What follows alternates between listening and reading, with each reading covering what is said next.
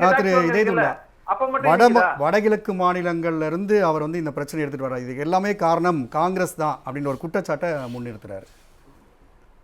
கடந்த 10 வருஷமா ஆட்சியில் இருந்தது பாஜக, இப்போ தொடர்வதும் பாஜக. காங்கிரஸ் சரியில்லைன்னு சொல்லித்தான் அவங்கள ஆட்சி கொண்டு வந்தாங்க. நான் என்ன கேட்குறேன், இந்த 10 வருஷமாக நீங்கள் வாரி வாரி வழங்கினீங்கள, பீகார் உத்தரப்பிரதேசம் ஏன் வளரல? அந்த கொட்டிய காசெல்லாம் எங்கே போச்சு? ஒரே மாதத்தில் 7-8 பாலங்கள் இடிஞ்சு விழுந்துச்சே, நீங்கள் கட்டினது தானே? அப்போ நான் என்ன சொல்கிறேன்னா, வலதுசாரிங்கிற பேரில் வந்தாலும் பிஜேபியில் பேர் வந்தாலும் தமிழர்களுக்கு விரோதமாக தமிழுக்கு நிதி கொடுங்கன்னு கேட்காம அதை தடுக்கிற வேலையை தான் பார்க்குறாங்க. தமிழர்கள் பிரச்சனையை பற்றி பேசினா அந்த பிரச்சனைக்கும் சரியான பதில் இல்லை. அதாவது இது நம்முடைய மீனவர்கள் பிரச்சனை. நாம் என்ன கேட்குறாரு, இன்றைக்கு போய் உட்காந்து பேசுகிறார், நிமிர்ந்து உட்காந்துருக்காரு. பிரதமர் மோடி கூட உங்கள் இதில் பார்க்குறீங்க, கையை கட்டி குனிந்து தான் இருக்கார். ஏற்கனவே இருந்த மாதிரி குனிந்துலாம் பேசலை, நேராக பேசுகிறாரு. அவர் ஒன்றும் உதயாநிதிக்கு துணை முதல் பதவிக்கு பிரதமர்கிட்ட கேட்க வேண்டிய அவசியம் இல்லை. அதே மாதிரி அவர் அமைச்சரவையில் யாரை சேர்க்கறதுக்கு போய் பிரதமர்கிட்ட கேட்க வேண்டிய அவசியம் கிடையாது. இந்த விளக்கமும் சகோதரர் குழந்தை வேலை அறிஞ்சிக்க வேண்டிய விஷயம்தான். அதனால் அவர் போய் நேர நெஞ்சு நிமிர்ந்து உட்காந்து 3 விஷயங்களை கேட்குறாரு. எதிர்க்க மோடி கூட அவர்கள் அதை கை கட்டி வாய்ப்பொத்தி கேட்குறாரு, அவர் பாராட்டலாம். இப்போ மெய்யது பொத்தி கையது பொத்தி கேட்குறாரு, சந்தோஷம்தான். ஆனால் இப்படி கேட்கக்கூடிய 3 விஷயத்துக்கு இந்த மன்றத்தில் இருக்கக்கூடிய தமிழர்களுக்காக வாதாட வேண்டியவர்கள் அதை பற்றி பேசியிருக்கணும் போல. ஆமாம், பிரதமர் மோடி கொடுத்துருக்கணும், நிதியமைச்சர் கொடுத்துருக்கணும்னு சொல்லணும். ஆனால் அதை சொல்ல முடியலை. இப்போ இன்னொரு விஷயம், அதே நம்முடைய முதல்வர் என்ன சொன்னார், மகிழ்ச்சியான சந்திப்புண்டார் பிரதமரை. ஆனால் திருமதி சோனியா காந்தி அவர்களை பார்த்து இதயம் கனிந்த சந்திப்பு. இதுதான் உங்களுக்கு வித்தியாசம். உங்கள்கிட்ட சந்திக்கிறோம் மகிழ்ச்சி, ஆனால் அடுத்த வார்த்தை சொன்னார், நீங்கள் உங்கள் மகிழ்ச்சினால் எங்களுக்கு பயன் வரணும், பயனில்லாத பேச்சல்ல, அந்த பயனை தரமாட்டேங்கிறேன்னு தான் இன்னைக்கு முதல்வர் சொல்லி கொண்டு இருக்கிறார். இது ஒரு பக்கம் இருக்கட்டும். இல்லை, நீங்கள் சோனியா காந்தி பற்றி சொல்லும்போது அதுக்கு தான் குழந்தை வேலை என்ன சொல்கிறாரு, அது அப்புறம் கூட்டணியை நான் பாதுகாத்துக்கணும், அதுக்காக தான் அது இல்லைங்கிறதுக்கு தான் போனவர் வெறும் மோடியை சந்திக்கலை. அதுக்கு தான் இந்த வித்தியாசமாக சொல்கிறேன். நான் சந்திச்சது மகிழ்ச்சிங்கிறாரு. ஆனா இங்க நான் சொல்லி முடிச்சேன். இல்ல முதல் பேச்சு நீங்க பேசும்போது நான் பேசுற குழந்தைகளுக்கு கொஞ்சம் தயவு செய்து என்னுடைய முதல் கட்ட பேச்சு 2வது கட்டத்துக்கு நீங்க குறுக்க வாங்க. இதயம் கனிந்த பேச்சுங்கிறதுக்கும் சந்தோஷமான பேச்சு. மந்திரி பிரதமர் சந்திச்சாலும் கவர்னர் சந்திச்சாலும் நம்ம போய் ஒரு மந்திரி சந்திச்சாலும் ஏன் கவுன்சிலர் சந்திச்சாலே சந்தோஷமா இருக்குன்னு சொல்ல போறோம். நான் என்ன கேட்குறேன், அந்த விஷயத்தையும் சரிப்படுத்துறாரு. நீங்க சொன்ன குற்றச்சாட்டுக்கு அவர் கிளியர் பண்ணிட்டாரு. திருமதி சோனியா காந்தியை சந்தித்து நாங்கள் கூட்டணி ஸ்ட்ராங்காக இருக்குது, மோடி அவர்களே நீங்கள் கொடுக்குறீங்களோ இல்லையோ கொடுக்கணும். ஆனால் நான் கேட்குறது, வலதுசாரியோ பிஜேபியோ அதிமுகவோ பேசும்போது ஆமாம் கொடுக்கணும்னு சொல்லிட்டு பேசியிருக்கணும். நான் கேட்குறேன், 2019 இந்த திட்டம் போடும்போது யார் முதல்வர்? எடப்பாடி பழனிசாமி. 20வது வருஷம் இந்த திட்டத்தை அடிக்கல் நாட்டது யார்? அடிக்கல் நாட்டிய மத்திய அரசுடைய உள்துறை அமைச்சர். பணம் தர மாட்டேன்னு நான் சொன்னால் என்ன அர்த்தம்? நீங்களே பார்த்துங்கன்னு சொன்னால் என்ன அர்த்தம்? சரி, நாங்கள் பார்த்துக்குறோம், நீங்கள் மற்ற மாநிலங்களுக்கு மட்டும் ஏன் கொடுத்தீங்க? இந்த கேள்வி எங்களுக்கு பின்னால் 2019க்கு பின்னால் உள்ள மெட்ரோ திட்டம்லாம் பாஜக மாநிலங்கள் எப்படி இன்னைக்கு தயாராகி ரெடியாக வந்துச்சு? சரி, 21வது வருஷம் பிரம்மாண்டமாக நீங்கள் பேசுகிறீங்களே பட்ஜெட்டில், நிதியமைச்சர் நிர்மலா சீதாராமன் என்ன பேசுகிறீங்க, நாங்கள் இத்தனை ஆயிரம் கோடி வழங்க போகிறோம் இல்லைங்க. அது இருக்கட்டும், பொது முதலீட்டு குழு பப்ளிக் இன்வெஸ்ட்மெண்ட் போர்டு இருக்குது, அந்த போர்டு ஒத்துக்கிருச்சு 2 பேரும் 50% பாடுன்னு சொல்லி. இவ்வளவுக்கும் பெருமையெல்லாம் நீங்கள் அடிச்சுக்குவீங்க, நாங்கள் தான் கொடுக்குறோன்னு சொல்கிறீங்க. இன்னொரு வார்த்தையுமே திருமதி நிர்மலா சீதாராமன் சொல்கிறாங்க தெரியுமா, இந்த கடன் வர நாங்கள் வாங்கி கொடுக்குற முடியும், நீங்கள் தான் வாங்கி கொடுத்தாகணும், இது சட்டம். கட்ட போகிறது யார்? தமிழக மக்கள் தானே கட்ட போகிறோம். இப்போ நாங்கள் என்ன கேட்குறோம், உன்னுடைய பங்கை ஏன் நீ கொடுக்கல, அதனால் என்ன நடக்குது தெரியுமாவா? இன்றைக்கி தமிழ்நாட்டு மக்கள் சென்னையில் இந்த மெட்ரோ திட்டத்தால் எவ்வளோ சிரமப்பட்டு கார்லேயும் பஸ்ஸுலையும் போய்கிட்டு இருக்காங்க தெரியுமா உங்களுக்கு? எவ்வளவு சிரமம். அந்த சிரமத்தை இன்னொரு வருஷம் அதிகப்படுத்துகிறாரு பிரதமர் மோடி. அதை கேட்க வேண்டிய எடப்பாடி அவர்கள் கூட சண்டை போடலை. நான் என்ன கேட்குறேன், 2 கேள்வி தான். இந்த திட்டத்தை 27 முடிய வேண்டிய திட்டத்தை 28 வரையும் இருந்தால் அடுத்த ஒரு வருஷம் சிரமம் போடுறது யாருக்கு? மக்கள் தானே. இவங்க என்ன நினைக்கிறாங்க, மக்கள் சிரமப்பட்டால் திமுகவுக்கு ஓட்டு போட மாட்டாங்கன்னு நினைக்கிறாங்க. ஆனால் மக்களுக்கெல்லாம் விளங்கும், மோடி அவர்களோ பிஜேபியோ தமிழ்நாட்டுக்கு வரியை கொடுக்கல. அருமையாக சொன்னார் தரணி. அதாவது மறைமுக வரி, நேர்முக வரி, அதுவும் இல்லாமல் நீங்கள் போடக்கூடிய செஸ்ஸையும் நீங்கள் எடுத்துக்கிறீங்க. 30% அல்ல, தமிழ்நாட்டுக்கு வர வேண்டிய பணத்தில் மிக குறைந்த அளவில் கொடுக்குறீங்க. பெரும்பாலான பணத்தை நீங்கள் எடுத்துக்கிறீங்க. சரி, எடுத்துக்கிட்டீங்க, பிற மாநிலத்துக்கு கொடுக்குற மாதிரி எங்களுக்கு கொடுங்கன்னு கேட்குறோம். சரி, இந்த விஷயம் சரி, அதே மாதிரி ஒரு இல்லை. இப்போ மக்கள் மேலே இவ்வளோ அக்கறை இருக்கக்கூடிய அரசு, கூட்டணி அரசுல நீங்கள் இருக்கிறீங்க, இந்த பெட்ரோல் விலையை அப்படியே கொஞ்சம் குறைச்சிடலாமே, நம்ம மாநில அரசு வந்து குறைக்கலாமே சொல்லலாம் இல்லையா? நல்ல கேள்வி. நான் என்ன கேட்குறேன், தமிழ்நாட்டு மாநில வரியை நம்ம உயர்த்தவே இல்லை சார். தமிழ்நாட்டுக்கு ஒரு நிமிஷம், அவர் உயர்த்தலைங்கிறது உண்மைதான். தமிழ்நாட்டுக்கு வரி வாங்கக்கூடிய இதை பூரா அங்கே அவங்க எடுத்துக்கிட்டாங்க. நமக்கு இருக்கிறது 2-3 வகையில் தான் வரி. நாம் என்ன பண்ணுறோம், அந்த பெட்ரோல் வரியை நீங்கள் என்ன பண்ணீங்க, 19 ரூபா வரி ஆக்குனீங்க, டீசலுக்கு 29 ரூபா ஆக்குனீங்க. காங்கிரஸ் ஆட்சியில் எவ்வளோ இருந்துச்சு, 4 ரூபா 6 ரூபா இருந்துச்சு. இந்த காசை நீங்கள் என்ன பண்ணுறீங்க, இதில் பாதி கொடுக்கணும்ல, அதை நீங்கள் செஸ்ன்னு போட்டு அதையும் நீங்கள் எடுத்துக்கிறீங்க.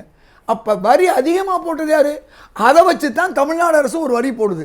நீங்கள் இந்த 19 ரூபாயோ 7 ரூபாயோ 6 ரூபாயோ ஆக்கியிருந்தா கூட இன்றைக்கி பெட்ரோல் விலை குறைஞ்சிருக்கும். அங்கேயும் தப்பு பண்ணுறீங்க. இப்போ சமக்கிர சிக்ஸாக்கு வருவோம்.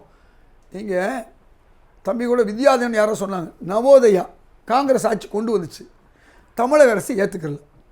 எங்களுக்கு இருமொழி கொள்கை, அதுக்காண்டி காங்கிரஸ் என்னைக்காவது தமிழ்நாட்டுக்கு ஒதுக்குற நிதியை நிறுத்துச்சா? இந்த கேள்வி மக்கள் எளிதாக கேட்க வேண்டிய கேள்வி. நம்ம எளிதாக நான் சொல்கிறேன். இந்த விஷயத்தில் முதல்வர் கேட்டால் 2வது கேள்வியில் அந்த நவோதயா கொண்டு வரும் பொழுது காங்கிரஸ் வந்து நான் நிதி தரமாட்டேன்னு சொல்லலை. நீங்கள் என்ன பண்ணுறீங்க, கொடுக்க வேண்டிய சமக்கிர சிக்ஸாவுக்கு கொடுக்கணும், ஆனால் பிஎம்சிரியை நீ பண்ணலன்னு கேட்குறீங்க. எதை கொடுக்கணுமோ அதை கொடுக்கணும். நீங்கள் பிஎம்சிரியை நிறுத்துங்க, நாங்கள் ஒன்றும் வேணும்னு கேட்கலையே, நவோதய மாதிரி வேணும்னு கேட்கலையே. அப்போ நீங்கள் என்ன பண்ணுறீங்க, தமிழ்நாட்டு மேலே இந்தியையும் சமஸ்கிருதத்தையும் திணிக்கிறீங்க. அதுதான் பாஜகவும் வலதுசாரிகள் செய்கிற வேலை. சரி, இலங்கை பிரச்சனைக்கு வருவோம். அது என்ன, இந்த சமக்கிர சிக்ஸாவில் எவ்வளோ தெரியுமா பாதிப்பு? 44 லட்சம் மாணவர்கள், 2 லட்சம் ஆசிரியர்களுக்கு நீங்கள் சம்பளமும் அவர்களுக்கு செல்ல முடியாது. தமிழ்நாட்டு மாணவர்கள் தானே பாதிக்கப்படுறாங்க. அப்போ ஏழை மாணவர்கள், அவர் சொன்னார் இல்லையா இந்தி, நான் கேட்குறேன், பாஜக தலைவர் அண்ணாமலையுடைய பிள்ளையில இருந்து தர்மேந்திர என்ன சொல்றாருன்னா, தர்மேந்திர பிரதான் நீங்க வந்து அரசியல் பண்ணாதீங்க, மக்களுடைய வளர்ச்சியை பாருங்க அப்படின்னு சொல்றாரு. இதைத்தான் நான் கேட்குறேன். முந்தைய அரசு இப்படி சொல்லியே, நவோதயாவை நீ ஏற்றுக்கலன்னா நான் உனக்கு பணம் தரலன்னு சொல்லி, நம்ம இவ்வளோ எளிதாக சொல்கிறேன்ல. இன்றைக்கி பேசக்கூடிய ரமேஷ் சேதுராமன் வீட்டு பிள்ளையோ அல்லது நம்முடைய தமிழிசையுடைய பிள்ளையோ அண்ணாமலையோ பிள்ளையோ எங்கே படிக்கிறாங்க? கார்பரேட் படிக்கிறாங்க. ஒரு சாதாரண பிஜேபி உடைய பிள்ளைங்கள் முதற்கொண்டு எங்கே படிக்கிறாங்க? பிரைவேட் ஸ்கூலில் படிக்கிறாங்க. நான் கேட்குறேன், இந்த ஏழைகள் படிக்கக்கூடிய இந்த ஏழைகளுக்கு எதிராக நீங்கள் இருக்கீங்க. எப்படி இந்தியாவில் 90% படிப்பை வந்து முன்னேற்றுங்க நான் சொல்றேன். அவங்க அதிகமா படிக்க சொல்றது இன்னைக்கு தமிழ்நாடு இந்தியாவுல நீங்க வந்து அதாவது உங்க வாய், அதாவது நீங்க என்ன செய்றீங்க தெரியுமா? மல்லாக்கப்படுத்தி எச்சியை துப்பிக்கிறீங்க, மல்லாக்கப்படுத்தி எச்சியை துப்பிக்கிறீங்க. இந்தியாவுல நம்பர் 1 மாநிலம் கல்வியில இருப்பது தமிழ்நாடு. உங்க அதிகமா வரியை கொடுத்தீங்க. குஜராத் எந்த இடத்துல இருக்கு, பீகார் எந்த இடத்துல இருக்கு, மத்திய பிரதேசம் எந்த இடத்துல இருக்கு, யோசிச்சு பாருங்க. நான் என்ன கேட்கிறேன், நீங்க உங்களுக்கு எதிராக பேசுறீங்க. நான் சொல்லி முடிச்சுக்கிறேன் ரமேஷ், நான் சொல்லி முடிச்ச உடனே நீங்க பேசுங்க. ஒரு நிமிஷம், நான் சொல்லி முடிச்ச உடனே முடிய போகுது. நான் என்ன சொல்ல வர்றேன், என்னுடைய இது நான் எளிதா மக்களுக்கு சொல்றேன். நீங்க படிக்கிறது அவங்கவுங்க விருப்பம், யாரை படிச்சுட்டு போகிறாங்க. ஏழை மக்களுக்கு ஏன் நீங்கள் ஏமாத்துறீங்க? 90% ஓபிசிக்கு கொடுக்க வேண்டிய ஆளுநர் பதவிகளோ, அதே மாதிரி அவருக்கு கொடுக்க வேண்டிய இது முதல் மந்திரி பதவிகளோ 93 பேர் செக்ரட்டரி எங்கள் ராகுல் காந்தி சொல்கிறாரு. அதில் 90 பேர் யார் இருக்கா? இந்துக்கள் இல்லை. 90% இந்துக்களுக்கு கொடுக்காம அந்த பதவியை நீங்கள் ஒரு வகுப்பினர், RSS வகுப்பினர் கொடுக்குறீங்க. 3 பேர் தான் இருக்காங்க.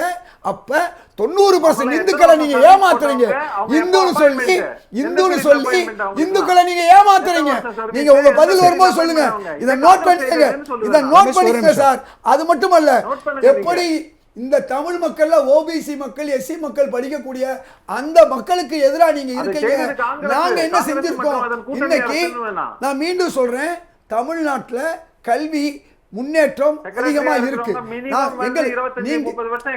அத பாருங்க, நான் கேட்கறது, நீங்க சொன்னீங்க வடகிழக்குக்கு நீங்க வாரி கொடுக்குறீங்கன்னு. உங்களை நாங்கள் தடுக்கலை, நீங்கள் வாரி கொடுங்க, எங்களுக்கு கொடுக்க வேண்டிய பங்கை மட்டும் கொடுங்க.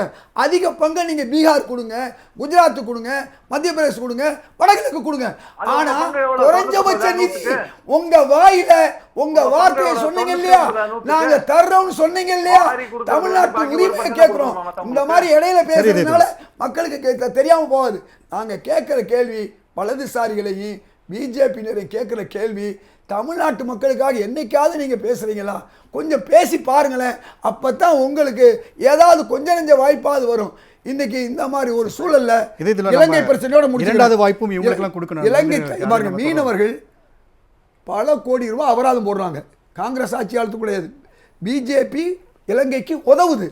அந்த இலங்கை என்ன செய்ய தெரியுமா, ஒரு மீனவன் பிடிபட்டா படகை எடுத்துக்கிறது மட்டும் இல்லாம கோடிக்கணக்கான ரூபாய் அவங்க மேல அபராதம் பிடிக்குது. அதை கேட்டீங்களா? நான் கேட்கிறேன், உங்க வெளியுறவு மந்திரி அவருக்கு முதுகெலும்பு இருக்கா? உங்க பிரதமர் மோடி 56 இன்ச்சு இந்த ஒரு சாதாரண ஒரு ஸ்ரீலங்காவை பார்த்து ஏன் இந்த மாதிரி எங்க மீனவர்களை பழி வாங்குறீங்க உங்களால கேட்க முடியுதா? ஏன் கேட்க முடியல? அப்ப நீங்க செய்வதெல்லாம் இந்திய மக்களுக்கு, இந்து மக்களுக்கு எதிராக, தமிழ் மக்களுக்கு எதிராக, தமிழக மக்களுக்கு எதிராக. இதைத்தான் நான் சொல்ல முடியும். சொல்லுங்க ஐயா. அதாவது இன்றைய முதல்வர் அன்று துணை முதல்வராக இருந்த பொழுது இன்னைக்கு எப்படி மெட்ரோவுக்கு வந்து நிதிக்காக வந்து ஜப்பான்லேருந்து அவர் போய் வாங்கினாரோ, அது மட்டும் இல்லாமல் அன்றைக்கி ஒகேனக்கல் கூட்டுக்குடிநீருக்கு நேராக போய் வாங்கினாரோ, அப்படியெல்லாம் அவர் செய்கிறதுனால இந்தியாவில் ஒரு பிரதமர் செய்ய வேண்டிய வேலையை ஒரு முதல்வர் செய்கிறதுனால இவருக்கு தடைக்கல் போடுறாங்க. சரி, அதில் நான் கடந்த நிதி உரிமை கடந்த 12 நாட்களாக நான் ஜப்பானிலும் கொரியாவில் இருந்தேன். ஏன் ஜப்பான்ல நிதி வாங்குறாங்கன்னா அங்கே வீட்டு கடன் எவ்வளவு தெரியுமா? 1/2%.